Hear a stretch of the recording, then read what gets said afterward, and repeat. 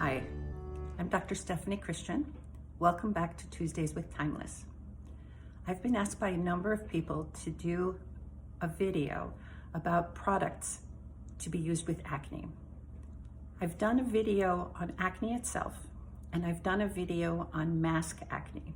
Those go very much into depth about the acne and how to treat it. This one is going to be just the products. In order to understand the ingredients of the products that we recommend, I do need to get a little bit sciencey, and I will talk just briefly about what causes acne. In order to understand the products we recommend for the different types of acne, you have to understand what processes we're going after with those ingredients. So, what are the 4 pathophysiologic processes that cause acne? First, there are sticky cells on the surface of the skin and going into the pores that slip in and cause plugging, and that leads to blackheads and whiteheads. Then there's overproduction of skin oil or sebum, and that causes oily skin. And then there's inflammation. There are inflammatory mediators in people who get acne, and that leads to red skin, and that leads to the inflammatory bumps. These are the bumps that mar the texture of the skin, but they don't have pus in them. And then last but not least, there's an overabundance of a particular bacterium on the skin called C. acnes, and that leads to the pustules, the pimples, and the deeper cysts. So now let's talk about the actual ingredients and the actual products. Well, everyone who has acne should be using a gentle cleanser.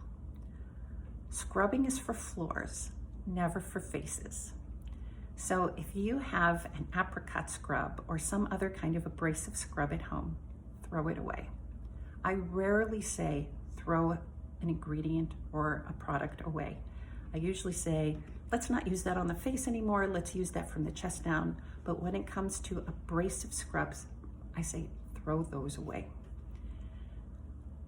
When you have a practice like mine, you are very careful about what lines you bring in, and I'm very careful about what lines I've brought in.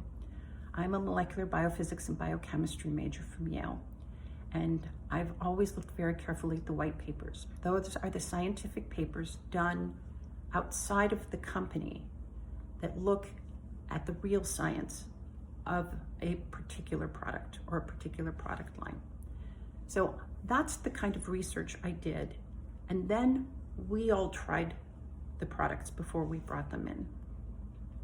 But then on top of that, I pay a lot of attention to what our patients like. And there are certain products that our patients have loved. And the acne cleanser that our patients have gone back to over and over and over again is the IS Clinical Cleansing Complex. It's a gentle, clarifying cleanser. It has white willow bark, which is a very gentle exfoliant, and it is mildly comedolytic. Comedones in medical lingo are blackheads and whiteheads. To be mildly comedolytic means that it has a mild ability to break down blackheads and whiteheads. It also has antioxidants in it, and it lathers really, really well. So a little bit goes a long way. And our patients with acne love it. So that's the IS Clinical Cleansing Complex. Next, retinoids. You probably know them as Retin-A, or in our practice, Retrinol, do 3 things that have to do with acne. 1, they decrease sebum production. 2, they are the most comedolytic topical products. And 3, they're anti-inflammatory. So these are going to be products that we choose for someone who has oily skin, someone who has inflammation, and someone who has blackheads and whiteheads. Something that everyone with acne should be using is a sunscreen. And so many people with acne say, I can't use sunscreens. They make me break out. Well, have I got a product for you. Elta makes a great sunscreen for people with acne. It's called Ulta Clear. And it's light, it's got zinc in it, so it lasts longer than any chemical sunscreen alone, because chemical sunscreens have to be applied every 2 hours. And it's not like the old-time mineral sunscreens that trapped heat and therefore could sometimes make acne worse. Our acne patients absolutely love it, and it is sort of mattifying. Why do people with acne need sunscreen? Well, a lot of times patients come in, and even though they are floridly broken out and they have pustules all over, that's not what bothers them. What bothers them are the dark or red spots they have from their old blemishes. Well, unfortunately, we can't treat that until we have their active acne under control. We don't treat scars, and we don't treat post-inflammatory hyperpigmentation until we have the current acne under control. And then we go after scars and post-inflammatory hyperpigmentation. Post-inflammatory hyperpigmentation comes from inflammation plus sun. So we have to avoid the exposure to sun. And you get sun through windows in the car, windows at home, windows at work. That's why you have to wear sunscreen every single day. And I know I say this every week in these videos, but at some point, the world is going to understand this mission of mine. UVA rays penetrate ozone, clouds, and glass. So everyone needs to wear sunscreen every single day of the year. It's my job and my staff's job to find the sunscreen that you enjoy wearing and that your skin tolerates. And we have some great ones in the practice, and we have a good one for people with acne. So those are the 3 products that everyone with acne should be using. But then we have specific products that are important for certain types of acne. Like if you have mostly blackheads and whiteheads, then we might also add in the Glytone Acne Toner, which has salicylic acid. Now, the white willow bark is a mild comedolatic agent, and retinoid is a very highly comedolatic agent. The salicylic acid in the Glytone Toner is a moderately comedolatic agent. So if you have really bad blackheads and whiteheads, we might want you to be using all 3. The thing is, if we're having you use retinoid and the salicylic acid, that might be drying. And I'll get to what to do about that in just a moment. The next thing we might add is if you have pustules, we might have you use a spot treatment with benzoyl peroxide. Benzoyl peroxide is an antibacterial, not an antibiotic. I am one of those people who would much prefer using topical agents than oral agents. Oral agents are going to go into the body and they're going to change things inside. And I always go antibacterial before I go antibiotic.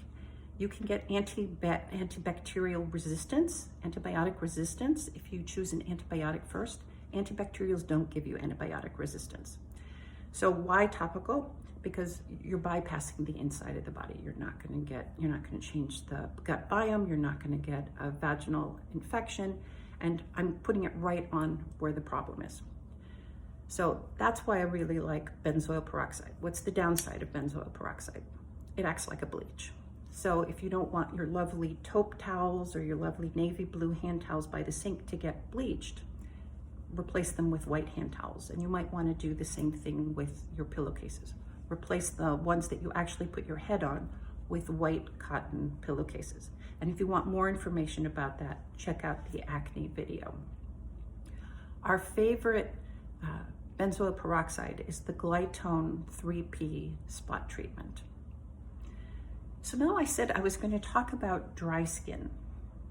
There are 2 types of dry skin. The first is actual dry skin. Believe it or not, there are a few people who have acne that have naturally dry skin. They don't have the traditional oily skin. And for those people, the best hydrator is actually hyaluronic acid. And my favorite hyaluronic acid for them is Avens Aqua Gel. It's a combination of hyaluronic acid and Aven thermal spring water. And it has this very elegant texture. It goes on and it instantly becomes water-like, and it hydrates the skin for 24 hours. It's very, very light. It doesn't cause a breakout, and it's gel-based, so it's not oil-based, and it's lovely. For most people with acne, their skin doesn't dry at the beginning. It dries out, if it dries out at all, from the products we use on it. Therefore, it's actually dehydrated skin, and we treat dehydrated skin differently than we treat dry skin. What's happened is we've lost that wonderful barrier that protects the skin from the environment. And for that, we have a wonderful cream, and it's called Glytone Soothing Lipid Recovery Cream. It was actually designed as a post-procedure cream to replace that barrier that the skin naturally has. And over time, we have found that it works great for patients with acne who have dehydrated skin. It does not cause breakouts, and it replaces that barrier very quickly, and it soothes the skin, and it's just a great choice for people who have dehydrated skin from the treatments. Now, there are some people who really like serums, and IS Clinical makes some of the best serums around. And there are two serums that, when combined together, work particularly well for acne. In the morning, they have a Pro Heal serum, and it's got vitamin C, vitamin A, vitamin E, and antioxidants. And you put a drop in your palm, and then you dab it with your weakest finger, and you put it on each of those blemishes, and it actually helps to dry them up. And then in the evening, you use their active serum.